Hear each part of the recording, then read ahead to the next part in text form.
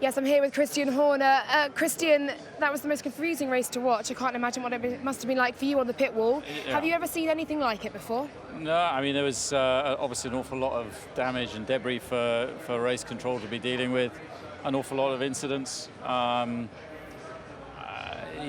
a very demanding and challenging track. So yeah, frustrating race in that respect. I think in the end we were probably lucky to get away with second with the damage that we had at the back of the car. So, it goes down to the wire in Abu Dhabi. I thought at the beginning of the year it would go all the way to Abu Dhabi. Unfortunately, fortunately for all the fans, there's nothing between them. There's just one race victory between them. So let's see where it finished.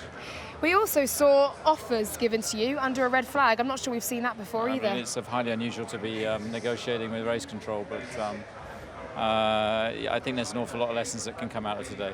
How many times was Max told to give the lead back to Lewis through the several incidents that we saw? On which incident? Well, that's what I'm asking you. Yeah. So we saw so many. We saw that obviously great start from him on the third restart. Yes. I'm just trying to think. That was one of the mediums, and when he took the lead, I don't think he needed to give the lead back on that one, did he? No. So that one was actually okay. I mean, obviously, when they ran wide at turn one, both of the drivers went off.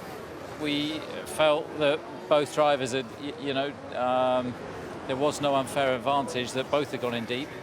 The race office then, instructed us to give it back, so we chose to give it back. And then I don't know what Lewis was doing, because, obviously Max lifted. I don't know whether he didn't want to pass him before the DRS line or whatever it was, but, he just drove. You could hear he's lifted. There was no unusual brake pressure or anything like that from Max, so it was very, very strange to have Lewis drive directly straight up the back of the car. Were you surprised by the 5-second penalty that was therefore given?